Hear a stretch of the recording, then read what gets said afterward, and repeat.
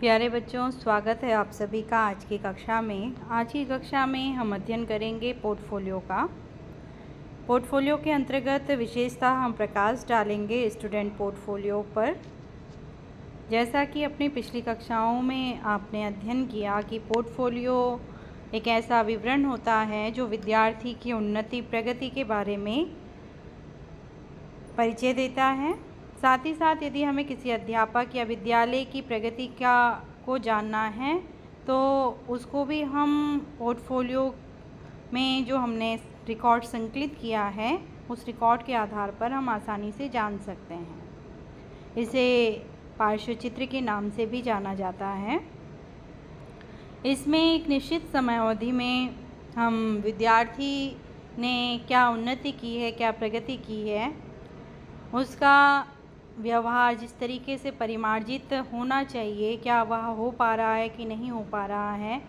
अध्यापक ने वर्ष भर जो भी असाइनमेंट, परियोजनाएं या क्षेत्र आधारित कार्य प्रदान किए हैं, कुल मिलाकर जो भी एक्टिविटी अध्यापक ने आयोजित की हैं, उसमें विद्यार्थी का जो प्रदर्शन है वह किस तरीके से रहा है और कितनी मात्रा में रहा है, यह हम पोर्टफोलियो के माध्यम से आसानी से पता कर सकते हैं।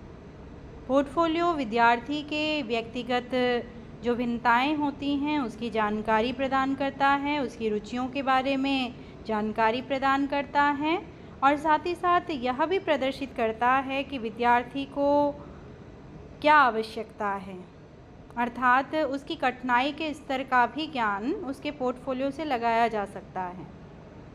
विद्यार्थी का प्रदर्शन यदि उत्तम होगा तो अध्यापकों के द्वारा दी गई जो जानकारी, अपनी राय है, वह भी उत्तम प्रदर्शित होगी उसके पोर्टफोलियो में।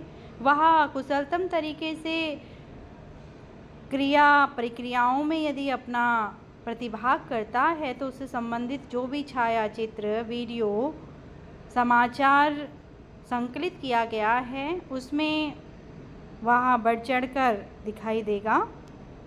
साथ ही साथ पोर्टफोलियो दो विद्यार्थियों में भिन्नता को भी प्रदर्शित करता है। अगर हम कक्षा के सभी विद्यार्थियों का पोर्टफोलियो बनाएंगे तो ज़रूरी नहीं है कि सबका जो पोर्टफोलियो है वो एक जैसा हो, क्योंकि विद्यार्थियों में व्यक्तिगत भिन्नता पाई जाती है।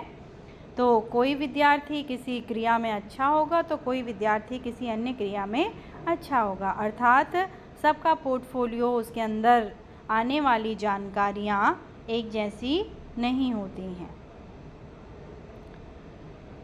साथ ही साथ यदि हम किसी अध्यापक के बारे में जानना चाहते हैं तो अध्यापक भी अपनी रचनात्मकता, उसके द्वारा सत्र में की गई गतिविधियाँ और जो नवीनीकरण है उसके शिक्षण में अपनाई गई युक्तियाँ, जो विधियाँ हैं, उन सब का वो आसानी से परिचय ले सकता है, उनके बारे में जानकारी ले सकता है कि वह एक ही मेथड से तो हर साल विद्यार्थियों को तैयार नहीं कर रहा है, क्योंकि हर साल कुछ नई विधियां अध्यापक के शिक्षण में जुड़नी चाहिए, कुछ नया तरीका शिक्षण में परिवर्तन करना चाहिए, कुछ नई क्रियाओं को शिक्षण प्रक्रिया के अंतर्गत सम्मिलित किया जाना चाहिए। विद्यालय के प्रगति को भी पोर्टफोलियो के माध्यम से आसानी से जाना जा सकता है। पूरे सत्र भर जो भी प्रदर्शन विद्यार्थियों के द्वारा किया गया है, अध्यापकों के द्वारा किया गया है, या जो परिणाम आया है विद्यालय का,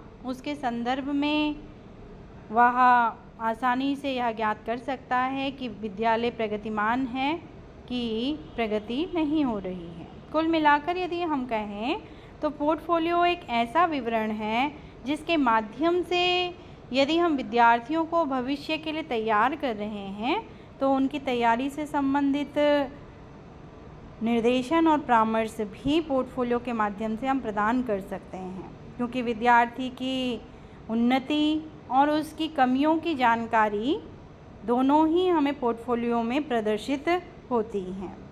तो विद्यार्थी के पोर्टफोलियो की जब बात आती है तो इसमें 3 तरीके के पोर्टफोलियो हैं। एक है व्यक्तिगत पोर्टफोलियो, जो कि विद्यार्थी के बारे में संपूर्ण जानकारी देगा। दूसरा होता है गतिविधि आधारित पोर्टफोलियो, विद्यार्थी के द्वारा वर्ष भर जो भी गतिविधियाँ की गई हैं, जो भी क्रियाएं शिक्षण प्रक्रिया के दौरान आयोजित की गई अध्यापक के द्वारा या विद्यालय के द्वारा, चाहे वो पाठ्य सहगामी क्रियाएं हों, उसमें विद्यार्थी ने किस तरीके की प्रतिभागिता को सुनिश्चित किया, उन सभी गतिविधियों पर आधारित जो पोर्टफोलियो बनेगा, उसी से विद्यार्थी के भविष्य का निर्णय भी लिया जा सकता है कि वह किस क्षेत्र में अच्छा कर रहा है और उसको किस क्षेत्र में जाना चाहिए।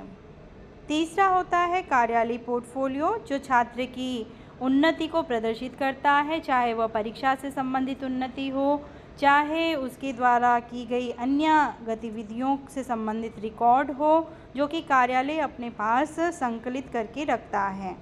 तो विद्यार्थी की उन्नति का जो रिकॉर्ड होगा वो कार्यालय में क्या होता जाएगा, सम्मिलित किया जाता रहेगा। तो इसमें सबसे पहले हम देखते हैं छात्र का व्यक्तिगत जो पार्श्व चित्र है, पोर्टफोलियो है, उसके अंतर्गत कौन कौन सी जानकारी आवश्यक रूप से संकलित की जानी चाहिए। व्यक्तिगत पार्श्व चित्र को विद्यार्थी के द्वारा स्वयं भरा जाएगा।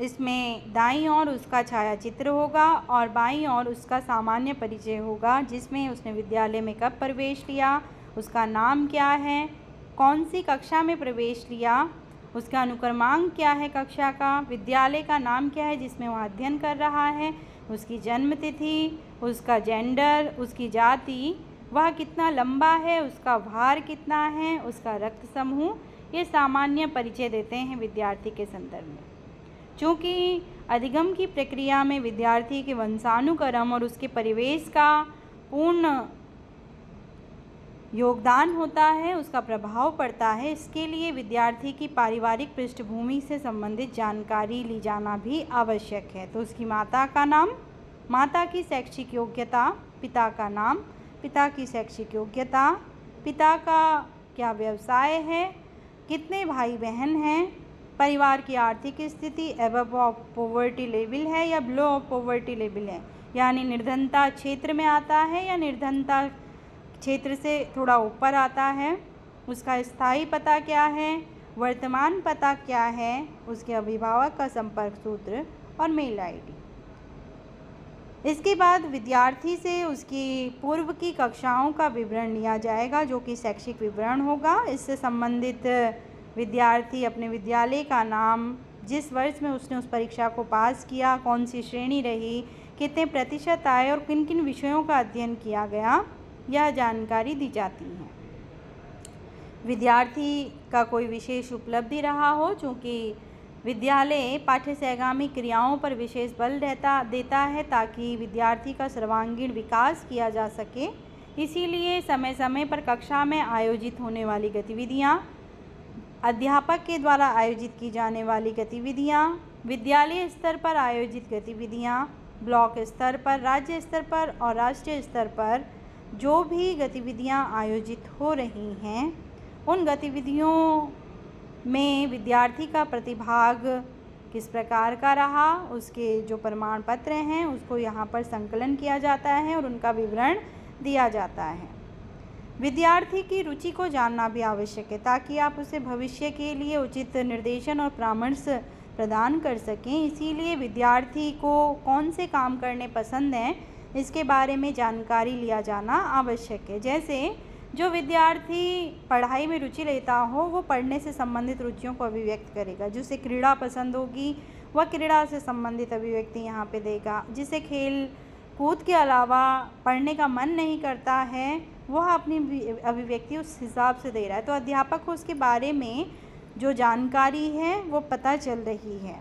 उसको खाने में क्या क्या चीज़ पसंद है, वह अपनी अभिव्यक्ति यहाँ पे देगा, जिससे कि आप, चूँकि आप जानते हैं मनोविज्ञान कहता है कि विद्यार्थी के मानसिक विकास में, उसके शारीरिक विकास में उसके पोषण का भी विशेष योगदान होता है। तो वह किस तरीके का पोषण ले रहा है, इसके संबंध में आपको जानकारी प्राप्त हो पाएगी। साथ ही साथ उसे कौन से खेल पसंद हैं। आप जानते हैं कि आउटडोर और इंडोर टाइप के खेल होते हैं, तो वर्तमान समय में आउटडोर गेम खेलना विद्यार्थी पसंद नहीं कर रहे हैं, जिससे उनका शारीरिक विकास होता था। वर्तमान समय में इंडोर गेम में मोबाइल में हो या आपका गेम हो तो उस गेम को खेलना विद्यार्थी बहुत पसंद कर रहे हैं, जिससे कि कई सारे रोगों की उत्पत्ति भी हो रही है, जैसे जिसमें सबसे ज़्यादा है आँखों की परेशानी का बढ़ना, उसके साथ साथ नसों की परेशानी का बढ़ना।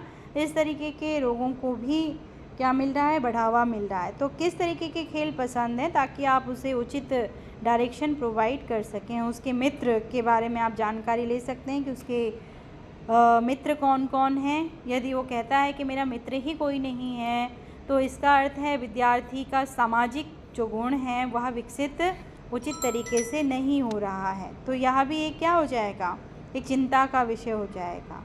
उसे कौन से जानवर पसंद हैं, उसको कौन सा उसका विषय प्रिय है, और वह भविष्य में क्या बनना चाहता है, उसका ड्रीम क्या है, क्या बनने का स्वप्न वो देख रहा है, इसके बारे में भी अभिव्यक्ति लेना अति आवश्यक है। अंत में विद्यार्थी ने जो भी इन्फॉर्मेशन प्रोवाइड की है उससे संबंध में वह घोषणा करेगा, और साथ ही साथ जो भी बातें यहाँ पे कही गई है, जैसे उसका स्वयं का छायाचित्र है, उसके परिवार का छायाचित्र है, उसकी शैक्षिक उपलब्धि से संबंधित जो प्रमाण पत्र हैं, उसने विशेष जो एक्टिविटी की हुई हैं उसके प्रमाण पत्र, वो यहाँ पर क्या कर सकता है, संलग्न करेगा। इसमें उसके छायाचित्रों को एकत्रित किया जाता है।